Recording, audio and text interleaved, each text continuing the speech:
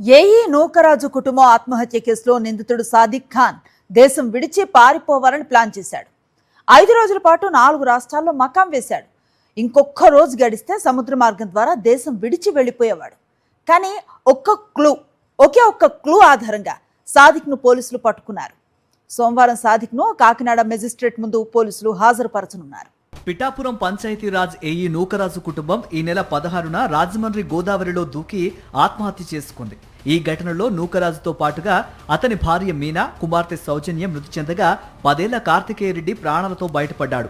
తమ కుటుంబాన్ని కాకినాడకు చెందిన pro rifle shooting academy coach Sheikh Sadiq Khan వేధింపులకు గురిచేశాడని, తనను తన మనవన్ని చంపేస్తానని బెదిరించడంతో సామూహికంగా ఆత్మహత్య చేసుకుంటున్నట్లు నూకరాజు తన మరణ వాంగ్మూలంను సోషల్ మీడియాలో పోస్ట్ చేశారు. విషయం తెలుసుకున్న సాదిక్ పరారయ్యాడు.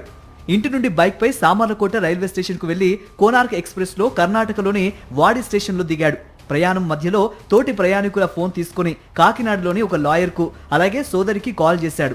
ఇక వాడి రైల్వే స్టేషన్లో దిగి సోలాపూర్కు బస్సులో వెళ్లిపోయాడు. అక్కడ తన పాత స్నేహితుని కలిసి ఉత్తరప్రదేశ్లోని మరో స్నేహితుడి నెంబర్ తీసుకుని ఒకరోజు అక్కడే బస చేశాడు. ఆ మర్నాడు ముంబై మీదుగా ఢిల్లీ వెళ్లాడు. అక్కడి నుంచి మీరట్లోని తన స్నేహితుని కలిసి హోటల్లో బస చేశాడు. ఆ మర్నాడు కేరళంకు వెళ్లి మలబార్ తీరం నుండి సముద్ర మార్గం ద్వారా దేశం విడిచి వెళ్లాలని నిర్ణయించుకున్నాడు. ఈ క్రమంలో తన ఆచూకీ దొరకకుండా చాలా జాగ్రత్తలు తీసుకున్నాడు. తన వెంట cell phone, bank credit, debit కార్డులు తీసుకువెళ్లలేదు. ఇంత పకడ్బందీగా ప్లాన్ చేసినప్పటికీ దొరికిపోయాడు. ట్రైన్ నుంచి లాయర్కు, సోదరికి ఆయన చేసిన కాల్ అతన్ని పట్టించింది.